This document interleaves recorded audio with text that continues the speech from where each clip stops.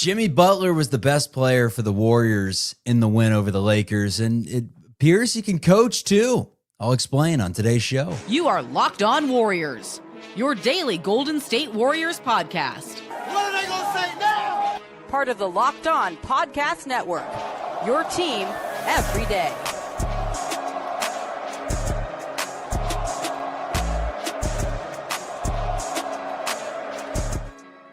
We will do it live. What do you say, everyone? Welcome into Locked On Warriors. We're part of the Locked On Podcast Network, your team every day. Hit that like, hit that subscribe if you're watching on YouTube, and take us wherever you go on your audio podcast platform of your choice. My name is Charlie Walter, cover the team since 2020, seeing the NBA championship in Boston and hoping for another one this year.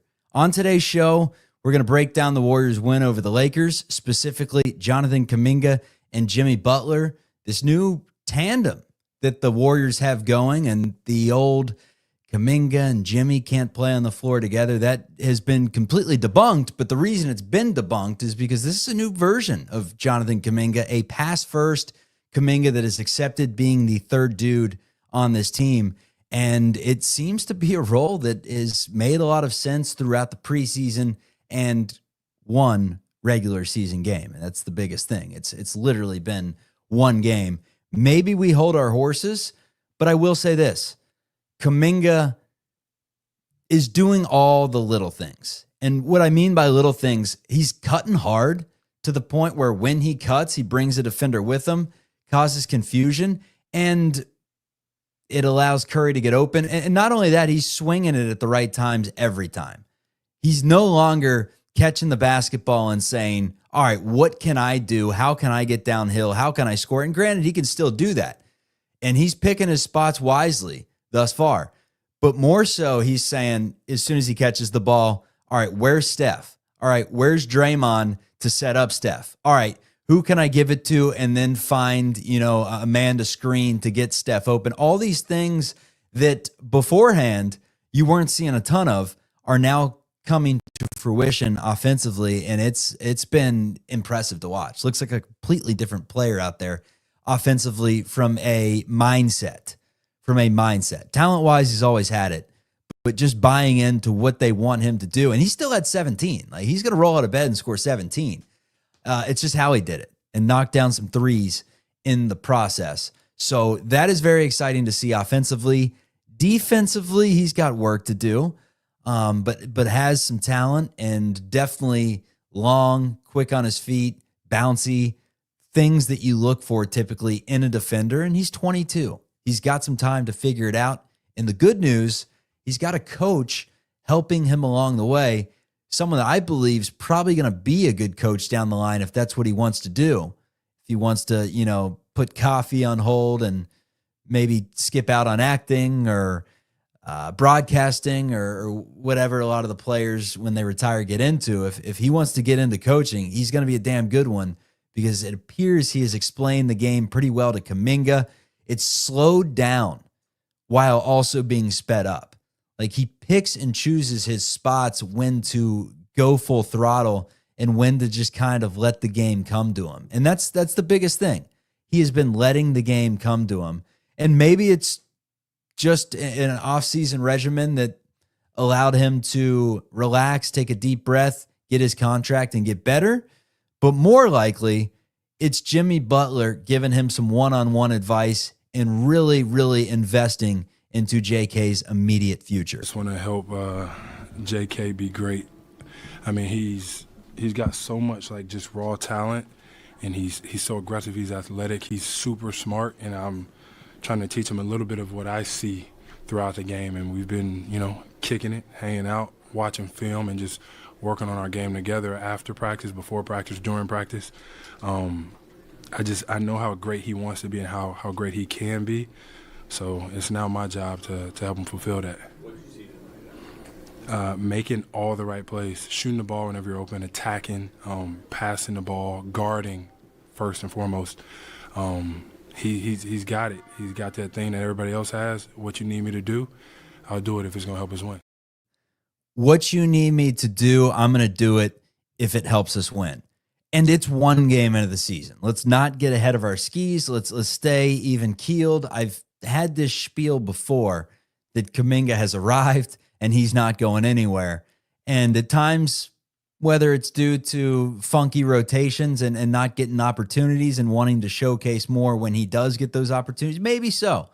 But hasn't been this player consistently for more than a couple games in a row, if that. So let's see if he can continue this trajectory throughout the next couple of weeks, but has consistently played this way during the preseason, where he's not necessarily looking for a shot unless it's there. Instead, he realizes that he's a part of one of the most fluid offenses and one of the most beautiful brands of basketball we've ever seen. Like the play, I don't even know how to describe it. I know how to describe the ending, though. It ended with a Draymond Green, almost like he was, Carson Palmer or Jimmy Garoppolo, flipping one back to Curry, who knocks down like a 30-footer. And it was made possible by all the movement. I think Kaminga was on the wing and skipped one top of the key to Draymond, who then just turned around and kind of used his body as a shield, held off Luka, and bang, Curry knocks one down. I think that's what Kaminga is starting to realize, is that I don't need to be this isolation one-on-one player that stops plays and that, whether he realized it before or not and he just wasn't capable, I do not know. But he wasn't doing it before. And now every time he touches the basketball, you can tell he's not rushing the process. He's in his triple threat. He's going through his reads, and typically he's making the right read pretty quickly. And that is a welcome sign to have. That brings this Warriors team from, what did I pick them? 6th? And the reason I picked them 6th is because there's going to be a lot of dudes missing back-to-backs, and we know load management nights as compared to younger teams. And we also know that the Warriors don't care if they're the 6th seed. They've won championships as, the 3, I believe it was, against Denver. So that's Denver first round, I should say, against the Celtics. So they've done it before to where they didn't have the most winningest regular season and turned around and won an NBA championship. So they'll be ready when playoffs come. And I think that if Kaminga plays this way, unless he forces his hand, why would you want to trade him? Because you're not getting a better player for that amount of money than the Jonathan Kuminga we saw last game. Again, it's one game. Will he do this for 2 games, 3 games, 4 games in a row? Is this who he is? Jimmy Butler's been giving him some words of advice, and hopefully Kuminga's just seeing the game a little differently and realizing that with the abilities that he has and a tighter handle than he had a season ago, that he can let the game come to him. He doesn't have to force things. He is truly in an offense that is meant to just move the basketball and move yourself. Don't stand in the corner. Cut. Ball's weak side. Your weak side. Go. Move. Causes confusion. It is a beautiful thing. Want to talk about Jimmy Butler's presence as a whole. Getting to the line 16 times in the win over the Lakers. Impressive. We'll discuss that, plus epic performances in the association tonight. Epic. VJ Edgecombe with one of the greatest debuts in NBA history. That's not an exaggeration. Victor Wembanyama goes for 40. Tyrese Maxey goes for 40. Ant-Man goes for 40. The league is in a good spot. We're going to break that down. It's all coming up on Locked On Dubs. All right, today's episode is brought to you by one of my favorite games out there. It is Prize Picks. Every day we make decisions, but on Prize Picks, being right can actually get you paid. Don't miss the excitement of this football and basketball season with Prize Picks, where it is good to be right. Playing Prize Picks is such a fun, simple way to add more excitement to football. You just pick more or less on player projections, like Josh Allen's passing yards or Saquon Barkley rushing for a touchdown, over under. You're in the game. It's so quick. You can make your lineup in under a minute. My favorite part, they have stacks. So if you want to ride with a player, you can select all their different categories, passing touchdowns, a rushing touchdown, passing yards, all in one lineup. It's nice. And they got a new injury reboot feature to where if your player leaves early and doesn't return, it's not going to count against you. Download the PrizePicks app today and use code LOCKEDONNBA to get $50 in lineups after you play your first $5 lineup. That's code LOCKEDONNBA for $50 in lineups after you play your first $5 lineups. PrizePicks, where it is good to be right. Today's episode is also brought to you by Built. Nobody likes paying rent, but if you must, you might as well get something for it. That's where Built comes in. Built's changing the game by turning your rent payment into real rewards you can actually use. When you pay rent through Built, you can earn flexible points that can be redeemed towards hundreds of hotels and airlines, a future rent payment, your next Lyft ride, and more. But Built's not just about rent. It's about rewarding you and your entire neighborhood. I like that Built allows your rent to finally work for you. You're going to pay for it regardless. Get some points. So turn your rent into rewards and start earning points around your neighborhood by going to joinbuilt.com/LockedOnNBA. That's joinbuilt, BILT.com/LockedOnNBA. Make sure to use that link so they know that we sent you. Overall for the Warriors, they got just contributions from a ton of different guys. Buddy Hield knocked down 5 threes and gave the Warriors 17. Kaminga gave him 17. Curry had 23. Will Richard had a nice NBA debut. Gary Payton played some solid minutes. Pods played 33 minutes and was not facilitating as much, but he was grabbing boards, which even when you don't get a Brandon Pajemski that's knocking down a bunch of three-pointers, you get the Brandon Pajemski that is always crashing the glass and that gives you a plus every time he's out there for his position. Maybe not positional size, but positionally active on the window, grabbing rebounds. Jimmy Butler, though, was the star of the show. He had 31.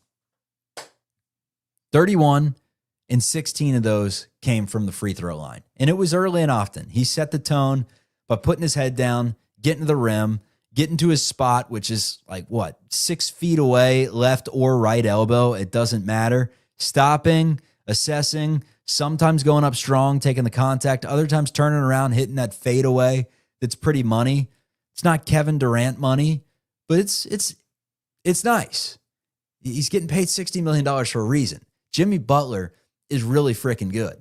Now, you get a lot of variations of Jimmy Butler. It is somewhat of a phenomenon, the playoff Jimmy and the not big game Jimmy, to where sometimes he'll come out and just go 4 of 9, 3 of 9, 12 points, 5 rebounds, and then he'll do what he did, which was really take over against the Lakers from the first second, the opening tip. He came out and just dominated. He was the best player on the floor. And the reason he's able to be the best player on the floor, let's not sugarcoat it. Let's not gloss over the fact that it's Steph Curry's gravity.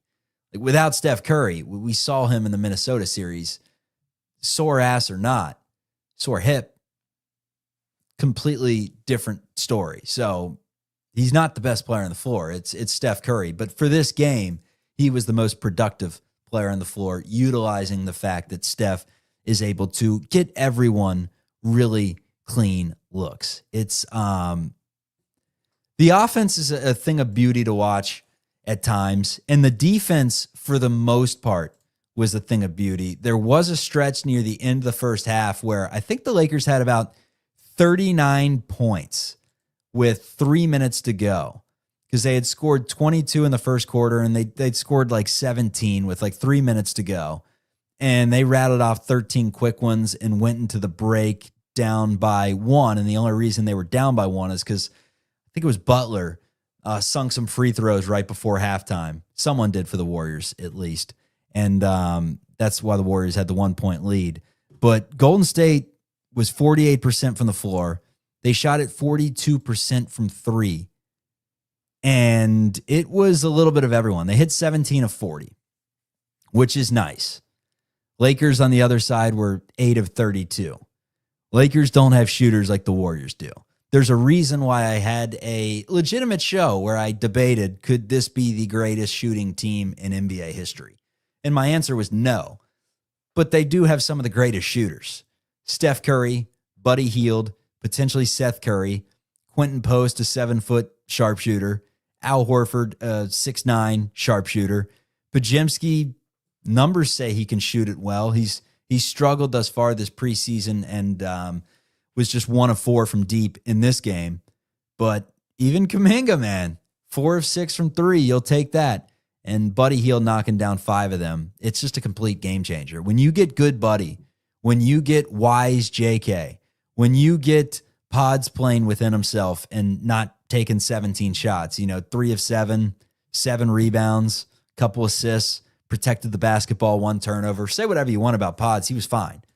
Not his best scoring game, but Draymond Green said it best. Just be yourself, man. Just go out there and hoop. Every night's going to look different from you. We don't need 20 points and 7 boards. It's not about the stats. It's going out there and playing your role. And that's what he did. And seemingly every time he goes out there, there's always a plus next to that plus minus. He was a plus 13 was Podziemski, had 7 points. But Draymond had 8 and 9 assists, I should say, and then 7 rebounds. Defensively, had his moments, did have 4 turnovers, and picked up 5 fouls plus a technical in the game, including a technical, I should say.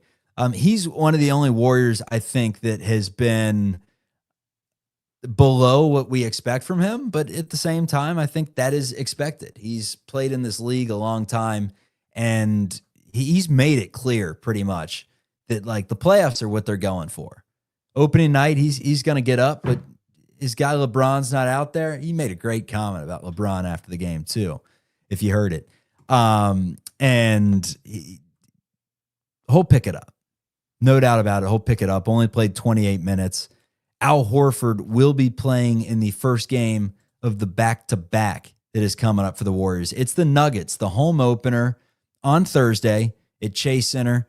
And then the Warriors have to hop on a plane and go up to Portland, where they will play Friday night. And then it's another back-to-back Monday, Tuesday against Memphis and LA. Those are your first 5 games of the season. If you could somehow take care of Denver or just 1 of 2 against Denver, Portland, and 1 of 2 against Memphis, LA, you're 3-2 after a really tough 5-game stretch to start the year. But I said the same thing a season ago, and the Warriors ended up going 4-1 out of that 5-game stretch and kept the good times rolling. So we will see if they can do that again. But so far, so good.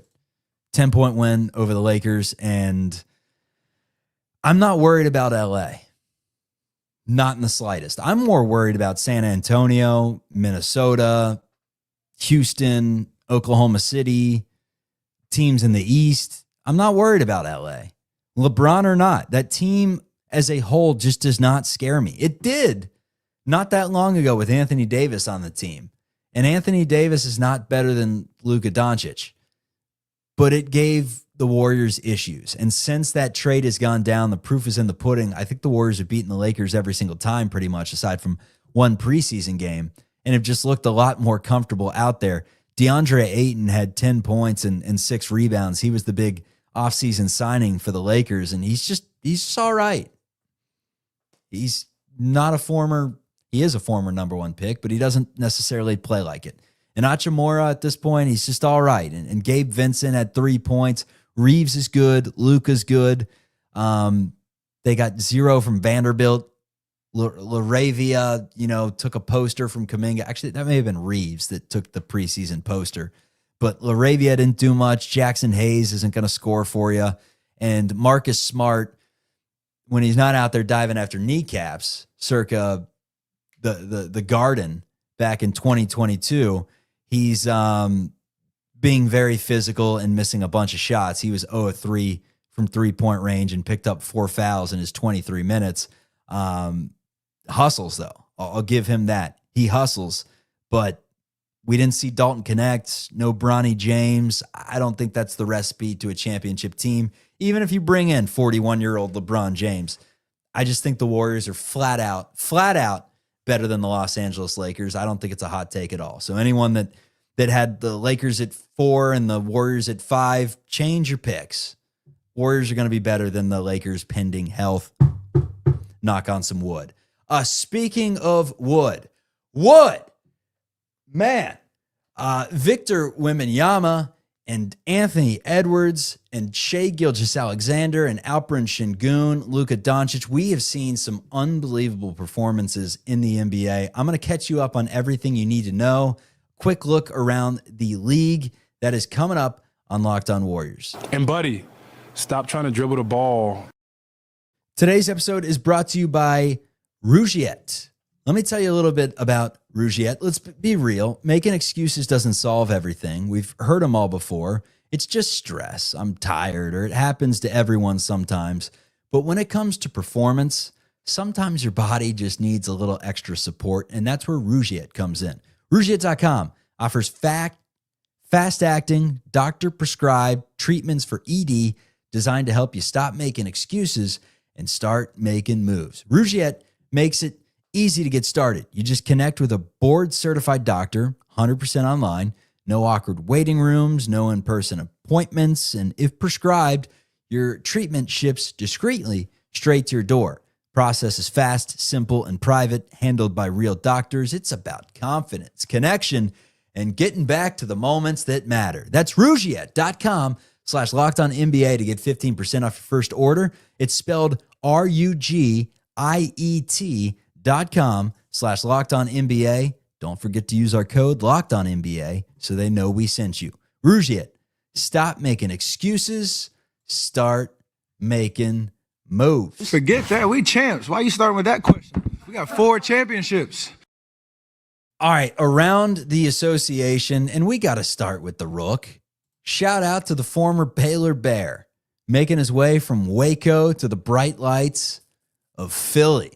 On the road, though, at the Garden, where the Sixers took down the Celtics 117-116. That player I'm talking about is VJ Edgecombe.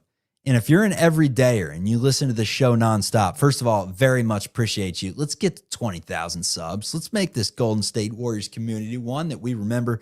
Hit that thumbs up, hit that subscribe. Very much appreciate it. But if you do watch the show every day, you remember me over the summer saying VJ Edgecombe's going to be Rookie of the Year. This dude he's got that Dwayne Wade in him.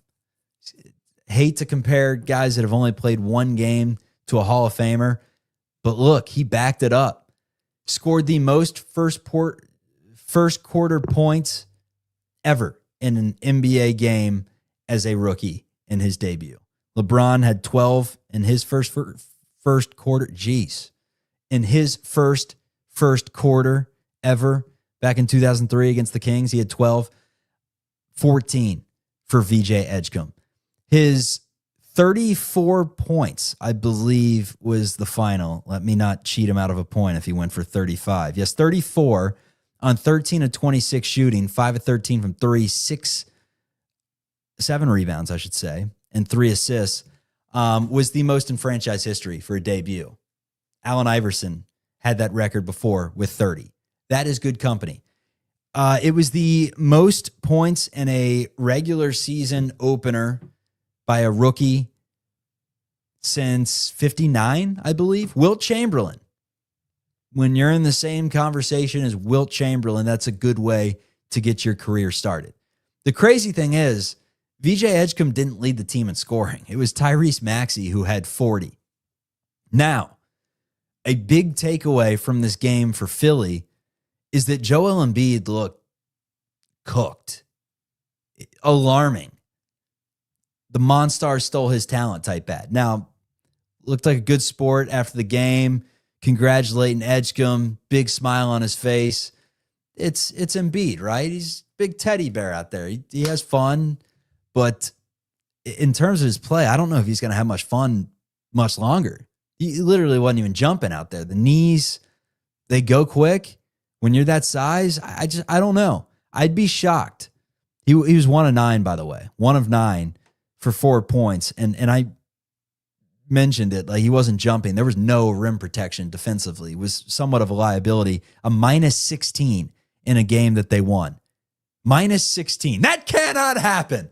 What is that from? Elf? Minus 8. That cannot happen. Minus 16. Can't happen. I don't know how much time he's going to be spending in the NBA if this continues. And who knows? Could have been rusty, but it just looked off. It looked off. It looked like Charles Barkley in that scene in Space Jam.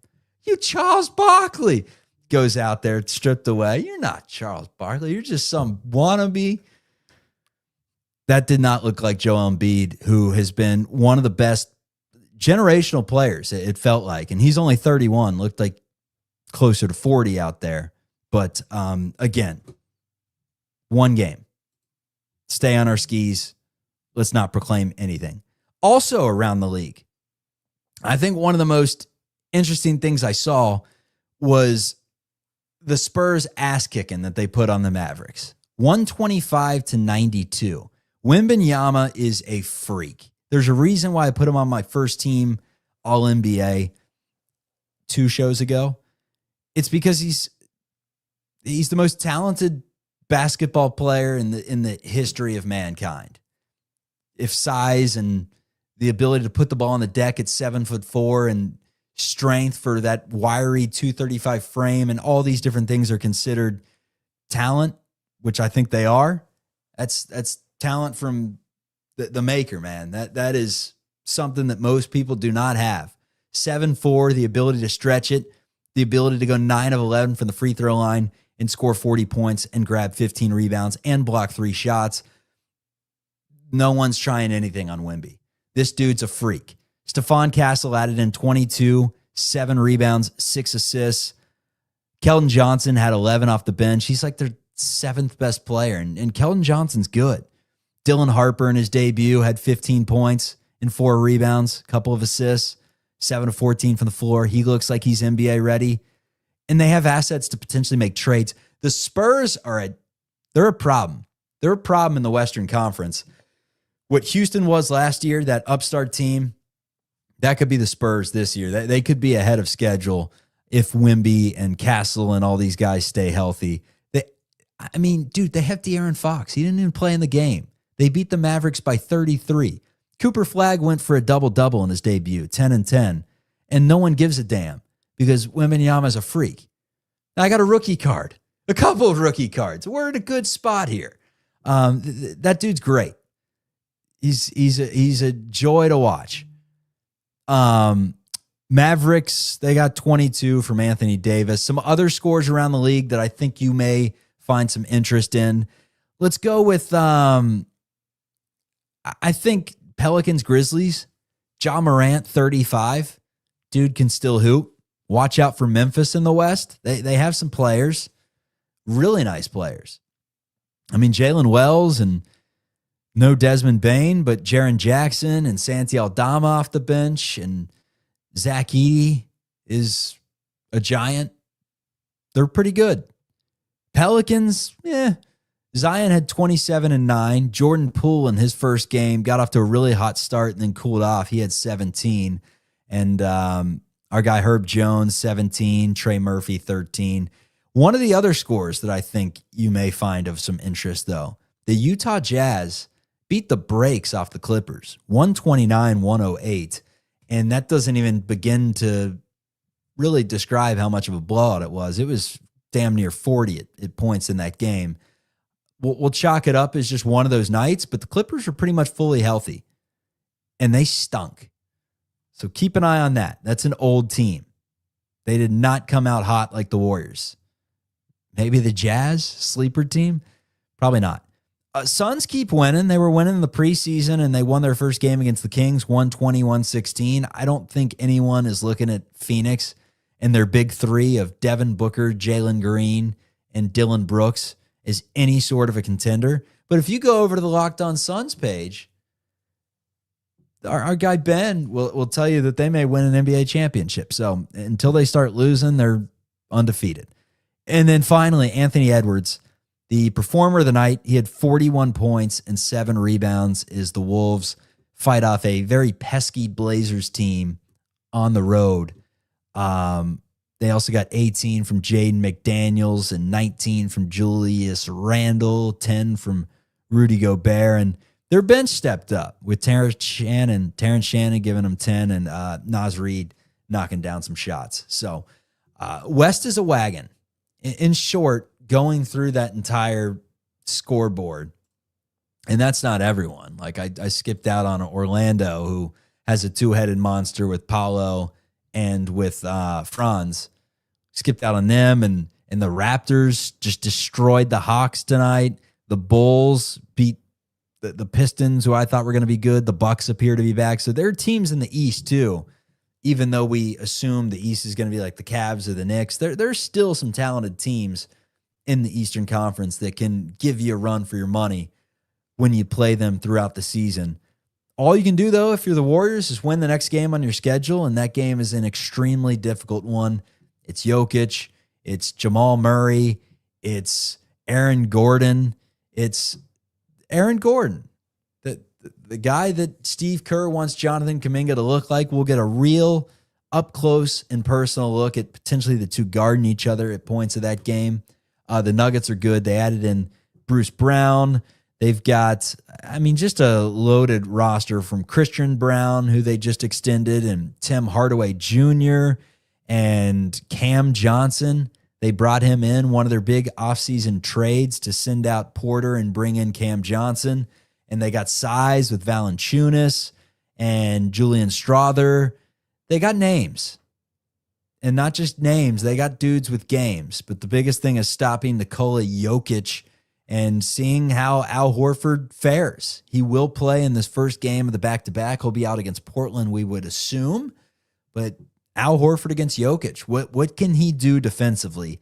That will be the most enticing matchup to watch. And then I think another enticing thing to watch is JK.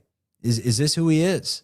Is this how he's going to play? Even if he's not going to go, 3 of 4 from 3 mini games. He's not a good shooter. We know this. He's average at best. Unless you talk to Aaron Turner, which respectfully, he's going to tell you that he hit 65% from deep with no one guarding him on the shot chart during the summer. But maybe so. Throughout 5 seasons of the NBA, he's like a 34% three-point shooter. That may even be generous, and that's just kind of who he is. But look, he can miss shots. He's doing the other things, though. Facilitating, driving and kicking, using his own personal gravity to free up other players, cutting, grabbing boards. Like Draymond Green said, that rebound that he grabbed with 50 seconds left and then kicked it out to really just seal it, he wouldn't have grabbed that rebound last year. Jonathan Kuminga growing up in front of our eyes, and the Golden State Warriors, despite having been grown up for a while, they're old as hell. They're still here. They're still here, and they're undefeated in the association right now. This is Locked On Warriors. Hit that like, hit that subscribe on the way out. Very much appreciate it. And take us on the go, wherever you get your audio podcast. If you are not subscribed that way, now's the time to hit that, hit the alerts, and we will see you for the live post game following the home opener against the Denver Nuggets. If you're heading down to Chase Center, Thrive City, be safe, have fun. Don't do anything I wouldn't do. Enjoy the game, everyone. We'll talk to you on Thursday night.